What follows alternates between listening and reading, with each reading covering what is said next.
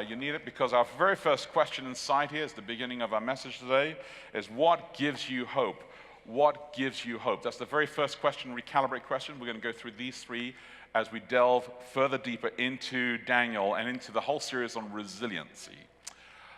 I took a Sunday, I worked all day Sunday, so I took Monday off, and it was Columbus Day. I don't know what that really means. I should probably research this. I've heard people debate that they should cancel Columbus Day. Other people said they should extend it. There's a whole huge slew of interesting topics when it comes to that. So I kind of avoided the subject and said, it's a holiday, I'm going to embrace it, and I took it. And we went riding on our bicycles. What I didn't realize that, and I can say this because my wife's not here today. She's down in Denver. She's speaking for the North American divisions, their communication conference this morning. She's speaking down there, so she's not here, so I can say this. So she planned this ride. She said, oh, it's really easy, it's flat. There is no such thing as a flat ride. This is a bold-faced lie. But we're going to go through this ride, and it won't be that far, there and back, a few miles. 29 miles later, and I am dead, 29 miles later, returning to the car, saying, Jesus, that this car is real, and it has a heated seat. I know that's really hot, but it will need that heated seat. It's just 29 miles of hard labor going to Denver and back.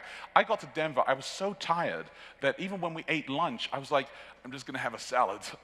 I can't even eat. It's just going to be too heavy for me to eat because I have to carry that food back with me. I'm like, this is going to be too much. But here's the great thing about it, right? My son Jonah, he actually stayed with me most of the time. Becky and Josh were cycling at like 3 miles an hour, and I was behind them just kind of keeping up with them. But Jonah stayed behind me, with me all the time.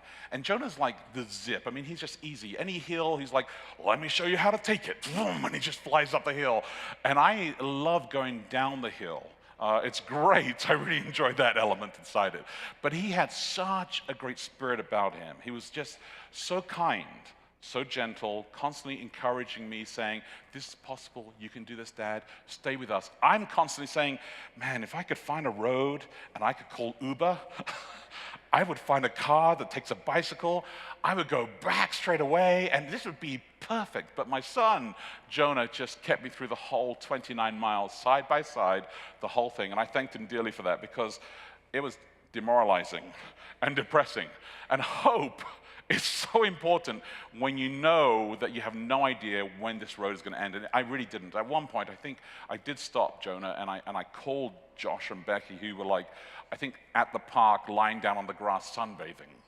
And I said, where are you? I don't know. And my son Josh is like, it's a straight road. Just continue. And everything will be fine. I feel lost. And how much longer? That's my fear. But hope really does make a huge difference to us, especially if you're with someone who believes that it can be done. There's a great text in the Bible in 1 Corinthians 13:13 that we all know really well, right? Faith, hope, and love. And we talk about faith a lot. We talk about love a lot. But we don't really talk about hope a lot. And hope appears in the Bible 180 times. So you'd think that it'd be worthy of somebody to kind of like interject in this and talk about this. In fact, when you read the context of faith, hope, and love in 1 Corinthians, you understand Paul is saying you start with faith, it takes you to hope, and that's what generates love. In fact, one day, faith will no longer be needed because you will see Jesus. Hope will be realized because it is fulfilled in Jesus. But love will always continue. I love this. N.T. Wright says this. He says that love is the grammar of the language that we will use forever. Isn't that good? Love is the grammar of the language that we'll use forever. And he says this, he tries to pull us along saying, you always need faith, but you always need hope, which then generates you to love. Mozart was a bit of a comedian. I don't know if you knew that. He loved to play practical jokes on his father Leopold. And this is what he loved to do. He would go to a piano. His father would be asleep. He goes to the piano. You're kind of shocked now. You're thinking he's going to play, right? Well, yes, kind of. And as his father fell asleep and was just entering into that really comfortable state, what Mozart would do is he would go to the piano and he'd do this. And just kind of stop right there. And then he'd go back and he'd go. And he would do this over and over again, just. and just constantly just leaving it there, hanging all the time. Eventually, Leopold apparently would get up and just out of frustration, come downstairs and just go, completion. I feel the same about faith, hope, and love. I feel that faith and hope are the scale, and that complete note is love. And sometimes we talk about faith and we talk about hope, but we don't realize that it has to lead us to love. It has to have that note inside there. We're like, complete. I got it all together. And we do need this. We need this every single day. We need more hope all the time, especially when you think about what's going on in the world today around us and in our economy and our life. And you look at the elections in November and you think to yourself, I don't know. We don't know. We don't know what's going to happen inside there. You may have been keeping up to speed with our church's own head office meetings that took place last week, where they pulled hundreds of leaders from around the world to discuss unity and action and that kind of stuff. And they took a vote, and it was an interesting vote. I think it was like 169 to 121 or something like that. So in favor of this new unity document that people don't even really understand. What is that really going to mean for us local here? What does it mean for women in ministry? All of these things are unknown, and we have to hold on to something else. There is a culture among some people as well of assertionism. If I assert this to you, therefore it is true. And I have just asserted it. But here at Boulder Church, we don't assert things. We discuss things, we negotiate things, we question things, and God encourages us to be able to do that. And the book of Daniel helps us to be able to grow through this process. It says, I'm going to give you some hope. I'm going to give you some hope, and this hope is going to take you to a place where you learn to love and to live more. The General Conference also, and this is the name that we give for our head office. I think we took it from the Methodists. They do the same kind of thing at General Council, General Conference.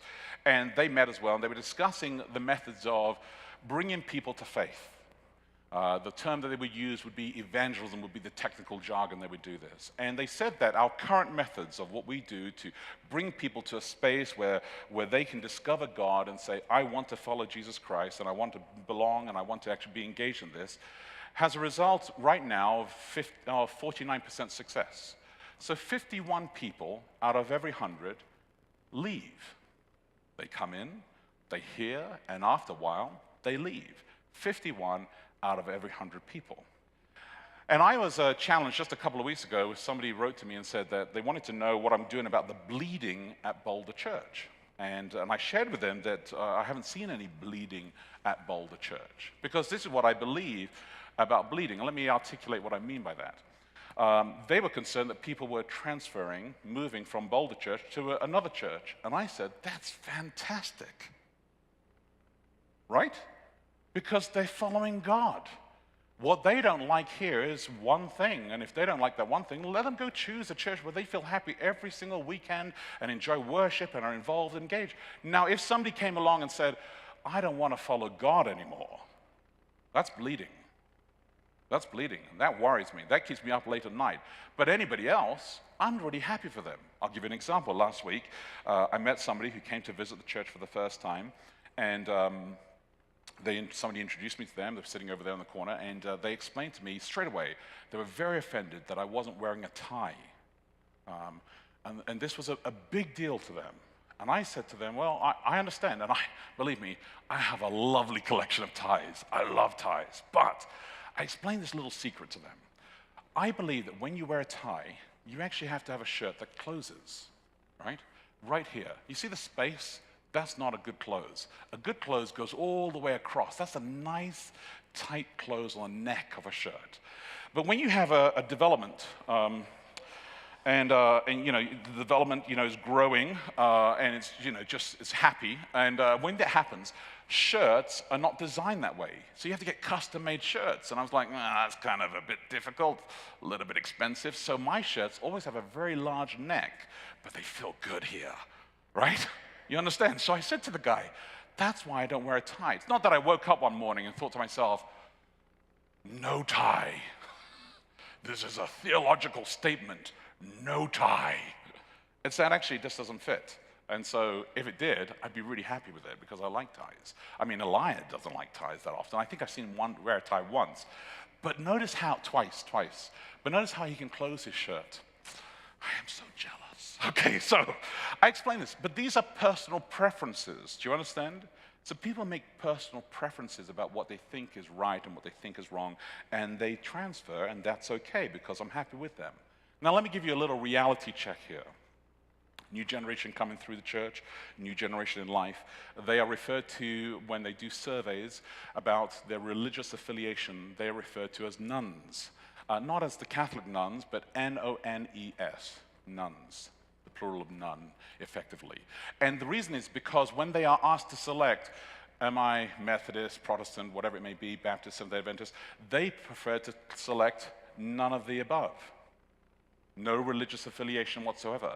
And this is a growing trend that's taking place. And people may ask, well, why would they select none of the above? Have they not heard the good news? Yes, they've heard the good news. Have they not understood that salvation comes through God and they know the truth? Yes, they understand, but they have chosen, tragically, as a combination of just despair and anguish with current religious affiliation, to click none of the above. I had a breakfast meeting this week with a chap, and really nice guy, great conversation, really good guy, really enjoyed discussing things in life with him. And then eventually got to the point where we talked about God as well, and his engagement with God. He said, no, I don't believe in God. I don't need God.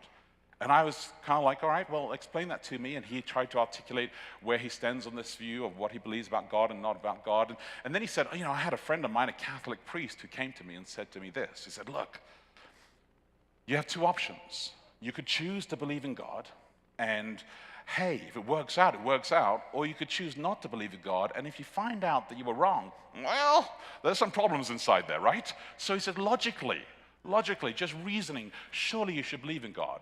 But this person chose not to. And I think it's important for us to remember this, that faith doesn't come about just from one factor. I'm going to ask Alex to put the screen up here, because I think it's important for you to see these words here. Experience, faith, reasoning, and intuition. And I want you to write this down in your worship guide, or write this down on your phone or some piece of paper, because we're going to come back to these. When you have experience, when you have faith, when you have reasoning and intuition, and you combine all those together, you will reach a point where you can say, I truly now can decide what I believe about God. I truly now can embrace. And I believe that people who experience it, who have faith, who go through a reasoning process and follow their intuition, actually will follow God. They will engage themselves in this. They will embrace all the way through. We don't have time to go through all of these, but I want you to keep that list, because I will refer back to experience, faith, reasoning, and intuition. The nuns, none of the above, reject God through religion, not because they don't know religion, but because they really do. They have experienced so many different forms of religion that have created barriers to their experience with God. They have seen people fight about, argue about preferences and this and that, and have seen no application of their life that made a difference to them. So they say, why should I do that? And tribal identity, whether you call yourself a Seventh-day Adventist or something else, tribal identity ends up becoming a really big issue for some. That's why some don't want membership at all. They want to be a follower of God, but they're not interested in membership. There's a disengagement and apathy that takes place when we move back. Now, I love my tribe. I love Adventism, all right? Don't get me wrong about that. I enjoy it. But every now and again, leaders get together and they make really silly decisions. At the highest level of our church, all the way down to us as well. I get together with you and we make silly decisions. And we just say to ourselves, well, that was a stupid decision. We need to go back and look at that again. And the reality is that if we can remember that we're human beings, everything's okay. Because we try, but sometimes we don't get it right. So we have to give the flexibility. That's why I say when a decision is made at whatever level of the church system, whether it's locally or globally, don't quit. They may be silly, but don't quit. Don't give up on that. Now Daniel, in Daniel chapter 9, he's a devout Jew. He loves his tribe. And he looks at his tribe and he says, my tribe has made silly decisions. Lots of them. And if you studied with us through the Resiliency series and you look through the whole book of Daniel, you will note that there were many times where he would refer to the kings and the priests and the prophets and the leaders who have destroyed Judah, destroyed Israel, destroyed the Jewish nation, and led them into captivity through their silly decisions. But this is what Daniel does at the very beginning of Daniel chapter 9. He's filled with embarrassment, which is the way I feel sometimes about the decisions our church makes. I am embarrassed. I am embarrassed about the decisions that we make. He's filled with embarrassment. He repents. He intercedes.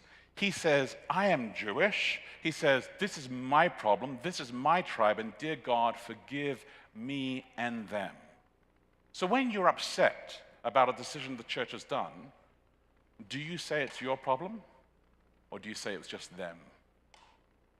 If you're like Daniel, you will claim this with them, and you will say, this is our problem, this is our church, this is our tribe, and we will go to God about this. We will claim it all together.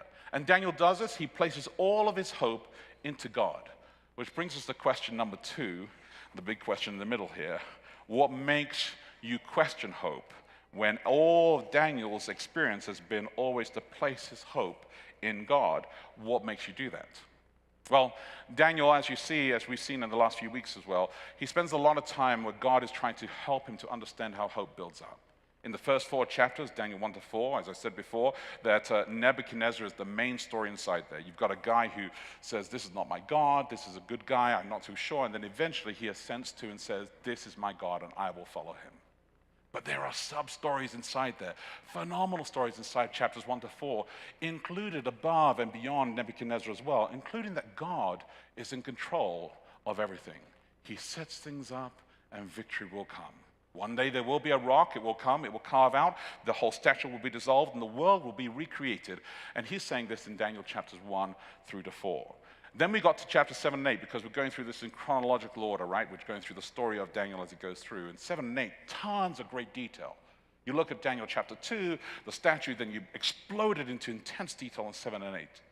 You see that there is oppression.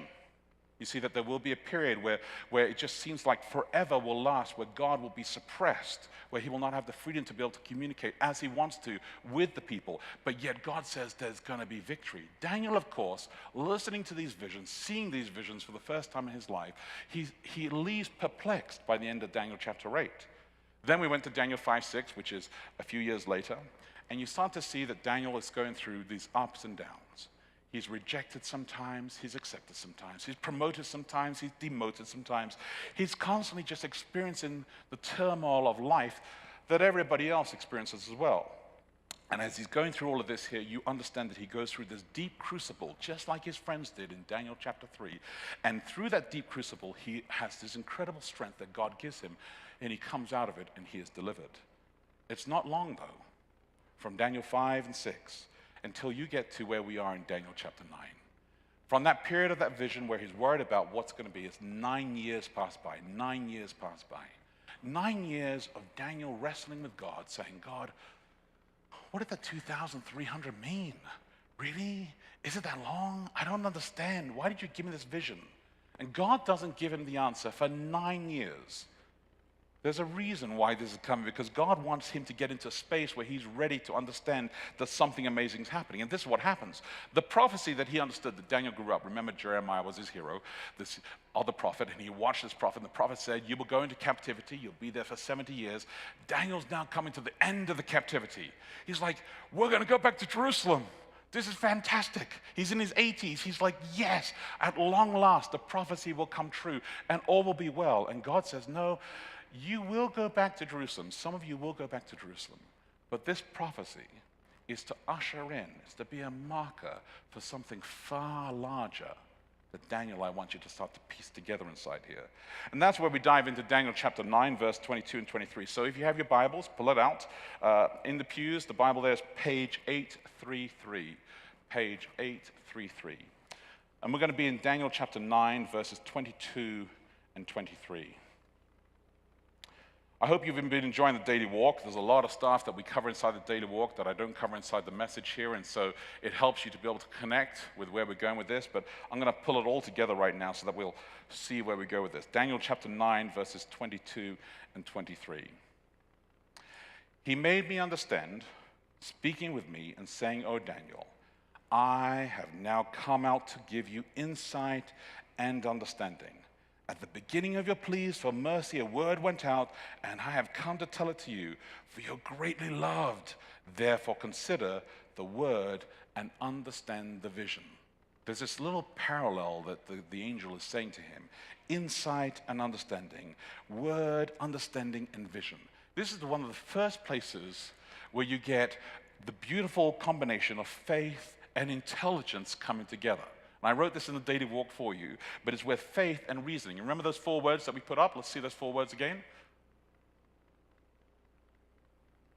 Experience, faith, reasoning, intuition. I'm talking about faith and reasoning. Those 2 things take place inside Daniel here. He says to him, I need you to have faith, but I need you to reason. I need you to use your intelligence now. A little bit of mathematics, a little bit of understanding, a little bit of reflection. You've had time to process all of this. And when you do this, you, Daniel, will grow in your faith. You will have more hope. Then he says in verse 24, we're going to go through these verses here because these verses are the most complex and yet the most beautiful and point to us and raise hope in our lives. Daniel 9:24, 70 weeks are decreed. And if you'd studied the daily walk, you would understand that 70 times 7, based on the year-day principle, you got 490 years. Remember that figure, 490 years. They have been decreed. He says, to your people and to your holy city, to 2 things. Now, in Hebrew, unlike in the English translation, there's actually a rhythm to the way this entire verse is written. It's written so beautifully that, in fact, when it says your people, it uses 2 words. And when it says your holy city, it uses 3 words. Then every sentence, every group of 3 underneath is written in 2 words, 2 words, 2 words, or written in 3, 3, 3, so that there's a rhyme and a rhythm inside this particular verse here, where basically it says, to your people, finish transgression, end the sin, atone iniquity. To your holy city, I will bring everlasting righteousness, seal the vision, anoint the most holy place. But in Hebrew, there's actually a rhythm inside this. This verse is liked so much that they refer to this verse, scholars refer to this verse, as the eschatological ideal, because it has a summary and an introduction. It introduces you to the entire story, and it summarizes the whole story. There is something going to happen, Daniel, where the transgressions and sin will come to an end, where your holy city will be restored. Something amazing is going to take place. And this happens at the end of the 490 years, inside that prophecy, inside there. Now, here's a little insight. And again, this is why context really makes a huge difference. If you understand Jewish culture, if you understand the context of where Daniel's writing from, 490 years represents 10 Jubilee cycles, right? 490 years represents 10 Jubilee cycles. You're thinking, what's a Jubilee cycle? Who cares about a Jubilee cycle? Well, let me tell you why it's significant, and then you're like, no way. This is it's just crescendo. It's imagine the scale, we're coming to that final note, it's going to be pretty phenomenal. Watch this. 490 years, 10 Jubilee cycles. A Jubilee cycle took place, when it took place, a Jubilee was declared, and anybody who had any debt, any loans, any credit cards, any mortgages, it was zeroed out. Anybody who had any land that they had borrowed from somebody else was returned to them. Anybody who was even caught and was held as a slave was released. It was freedom at the end of the Jubilee. And you know how I've always said to you that when you look at the Bible, sometimes you come to a place and you think to yourself, man, I'm reading this text, I feel like there's an echo back to another text. I feel this echoes back to another text. It's the weave that takes place inside the Bible. Well, we're going to give you a reference right now in Luke chapter 4. You've got to turn with me to Luke 4. This is so beautiful. You're going to want to underline it. You're going to mark it. And you're going to want to remember it. Page 952 in your Bibles, but Luke chapter 4.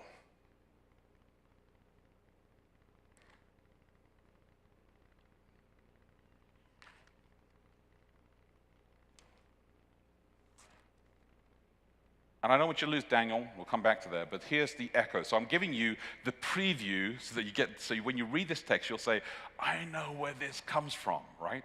So Jesus, this is a story that takes place. Verse 16 of Luke chapter 4.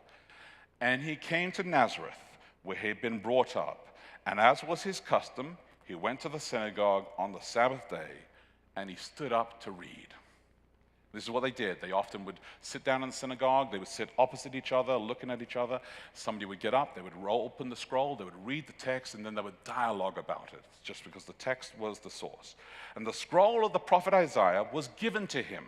So he was given the scroll of Isaiah. He unrolled the scroll and found the place where it was written. Now, you've got to understand this. When you unroll the scroll, you can only unroll in one direction. You can't roll the scroll back either. You have to roll to the exact spot in Hebrew where you're going to be reading the text. So Jesus knew his text, Isaiah. He probably had it all memorized. And you know why I know he had it all memorized? Because the next verse says this. He says this, "The Spirit of the Lord is upon me, because he has anointed me to proclaim good news to the poor. He has sent me to proclaim liberty to the captives, recovering sight to the blind, to set at liberty those who are oppressed, and to proclaim the year of the Lord's favor." He's quoting multiple texts inside Isaiah. He rolls a scroll, points at this section here, starts reading the section, and then from memory recites sections of Isaiah back here and brings it back together and ends with a sentence that the year of the Lord's favor, which is the Jubilee.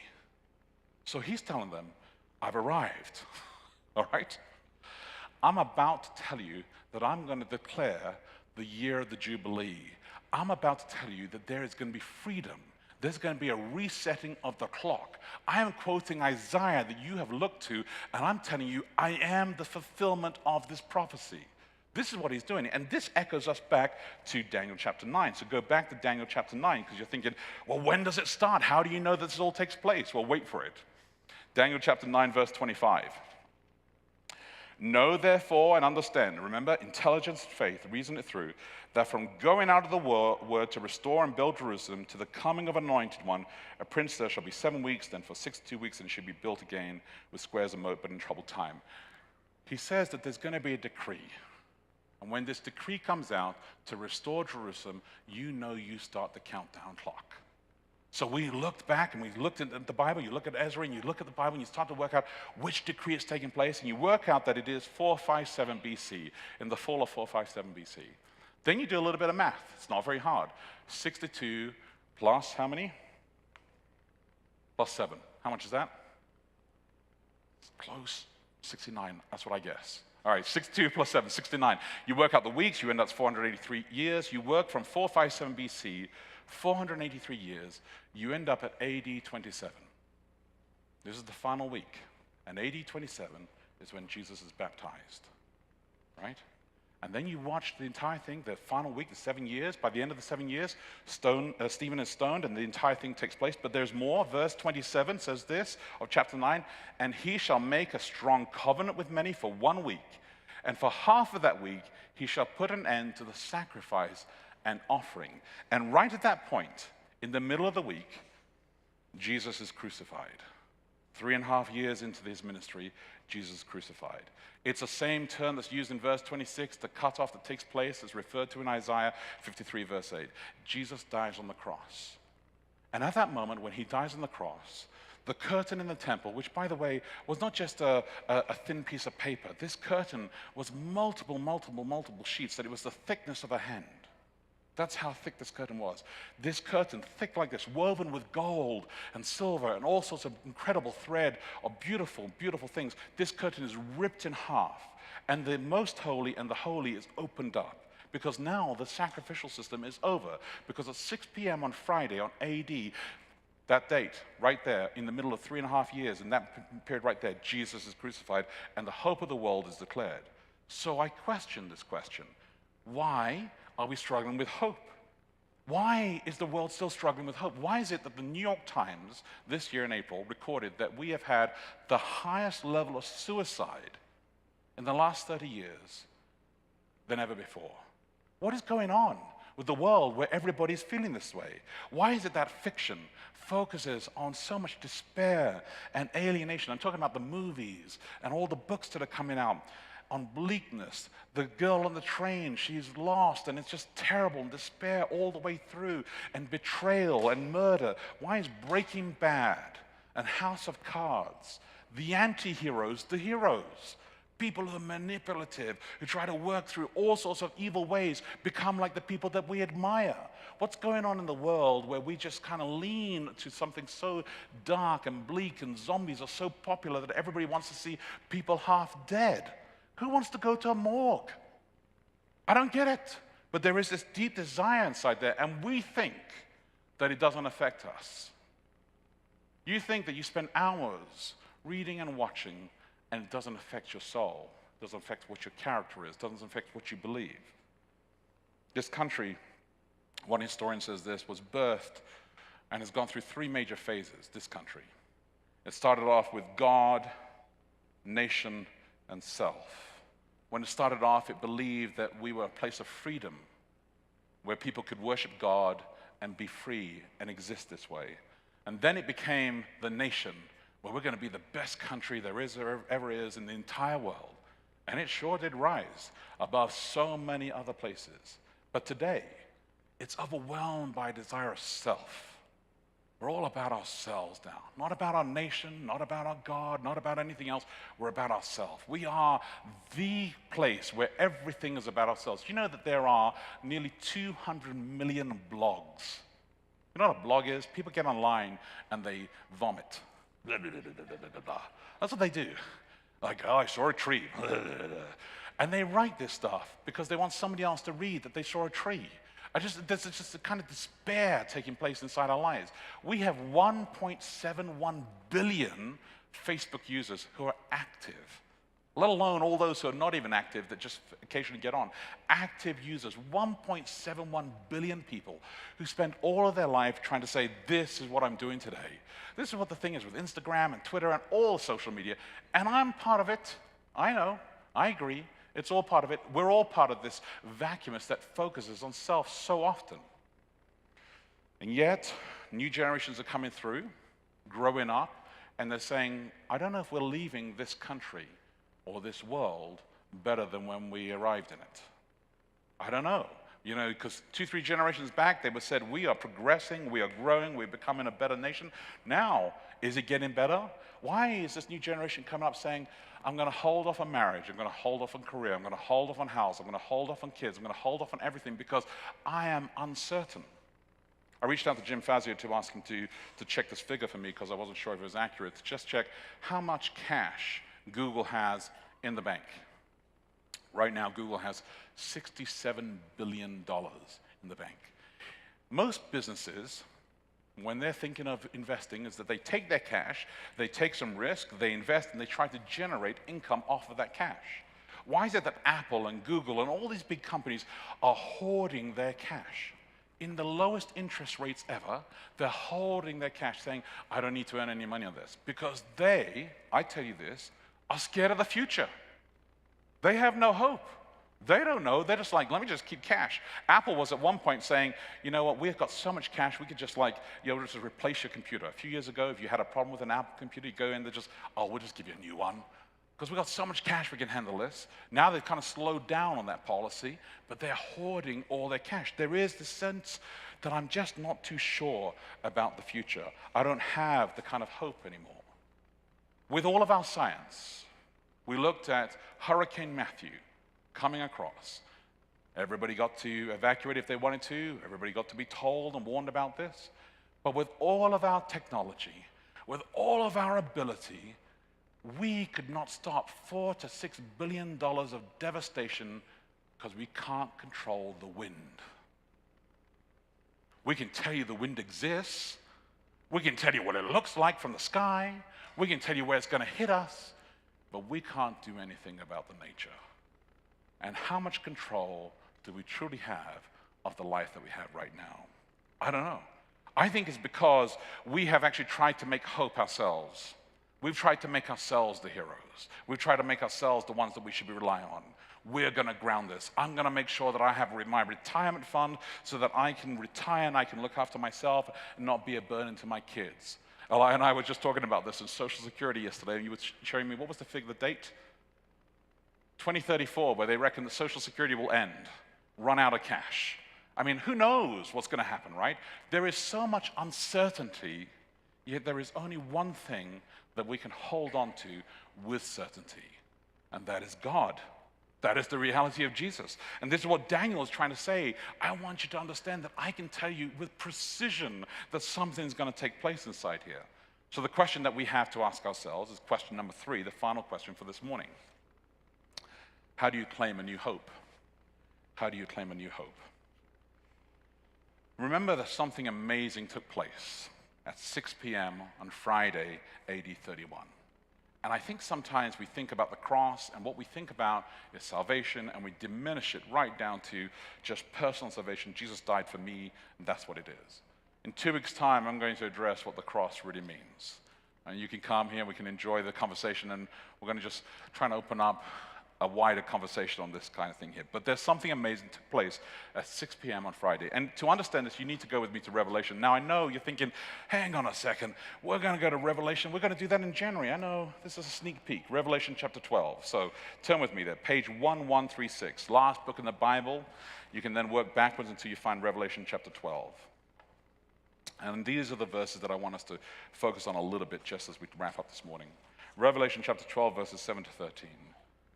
Page 1136. Now, war arose in heaven.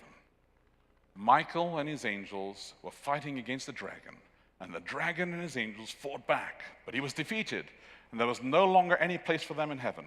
And the dragon was thrown down, and that ancient serpent, who is called the devil and Satan, the deceiver of the whole world, he was thrown down to earth, and his angels were thrown down with him. Here's a little sneak peek.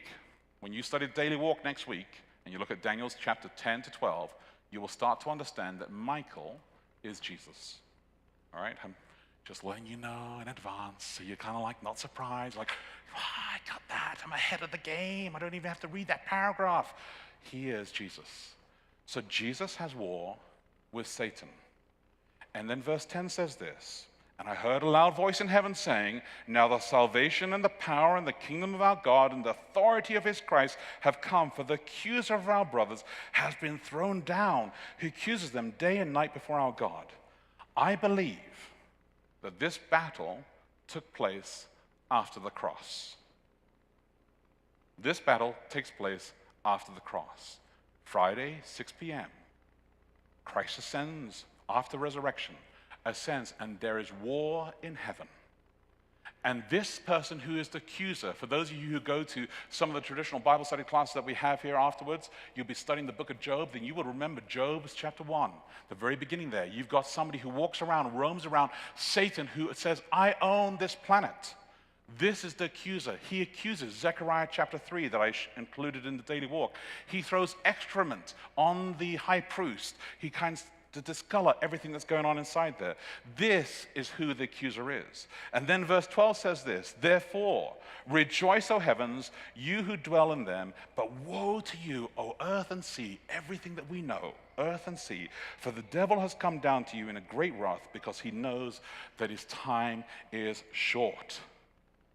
Verse 13 says, when the dragon saw that he had been thrown down to earth, he pursued the woman who had given birth to the male child, and this represents the dark ages that we experience where the church is persecuted heavily. Now, don't get me wrong. Isaiah 14:14 tells us that there was war, that Satan was cast out. He was expelled out of heaven. But when he was expelled out of heaven, he went down to earth and he took control of this planet. That's what he did.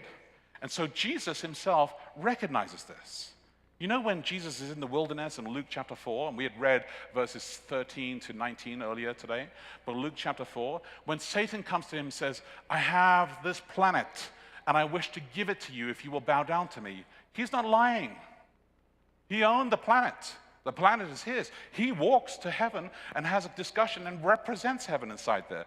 Jesus himself in John 12:31, 14:30, and 16:11, Jesus himself says, and I tell you this, that Jesus says, I am going to remove him from this. Satan tempts Jesus and says, I'm going to remove him from this.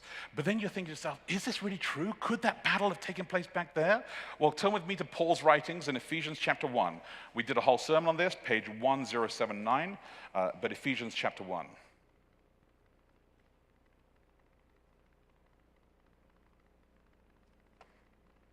Page 1079. And this, again, is a great text that I encourage you to write it down, mark it down inside your Bibles. Ephesians chapter 1 here. Verse 20 through to 21. It says this, that he worked in Christ when he raised him from the dead and seated him at his right hand in the heavenly places, far above all rule and authority and power and dominion, above every name, and it is named not only in this age, but in also the one to come. Then Jesus himself says in John chapter 12:31, now the ruler of this world, he's talking about Satan, will be cast down. He's predicting that something amazing at 6 p.m. on that Friday, AD 31, the prophecy of Daniel chapter 9 is saying something amazing is going to take place here. And I want you to understand that the kingdom of God has arrived. Now, we struggle with this language and we don't understand what it means because you see pain, right? You see suffering. You see turmoil in your life, absolutely. But God says, I've taken this kingdom back. There is now, and there is not yet to come yet. It's coming. When Jesus comes and restores this entire plan. But right now what he's saying is this, Satan, you've been cast. And as Satan knows that he's been cast away fully, he no longer has a seat to represent this planet at the meetings that take place of all the universe. He knows his time is short, and he is like a roaring lion going around creating havoc and pain. And this is what takes place in Daniel 7:8 when he talks about the prophecy and all the terrible things that take place for 1,260 years and the oppression that takes place. Satan is upset with us assenting to the fact and the reality that God has this planet back. And he calls us today to experience faith, reason, and intuition. So, are we people of hope? Or are we people of fear, people of doubt, or people of impossibility? Whatever you're facing in your life, God says that if you can wrestle through these areas here, experience where you can say to yourself, I actually experience faith, I experience God, I experience community, I live in community, I can do that. Where you have faith, where you make a choice and you say, God, I want to choose you and I want to understand more what this actually is. If you have reason, where you have the ability to use your mind and say, God, help me through Bible study, through life groups, through the daily walk, wrestle through what this really means. If you can follow your intuition, where God is nudging at you all the time saying, there's got to be something more in this life than what you think it's going to be right now. Scientists have tried, philosophers have tried, theologians have wrestled through what actually happens at the end of life. And nobody really wants to have to think about it until you get to that life point in your life where you think to yourself, this could actually end. And this is where Jesus says, I am the hope. I am the hope. I'm the one who will pull you through. I am the one who has your hands all the time. Ryan Stevenson wrote a song this year. And when I was listening to the lyrics, I only heard the song about a month ago. I asked Pastor Lai if he could actually sing and lead us in this song this year. But it became very popular as it walked through the charts, the Christian charts inside there. He was a paramedic. Ryan Stevenson was a paramedic. And as a paramedic, he just experienced all the disaster that I'm talking about.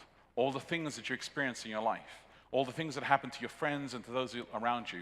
And as I listened to the lyrics of the song and I listened to the song, I just felt that this song was saying to me, listen, God is saying, I am the one who will hold you. I am the one who will hold you through the storm. I am the one who understands more than anybody else what God has called you to. This eye of the storm, this thing that we're going through is what God has called us to.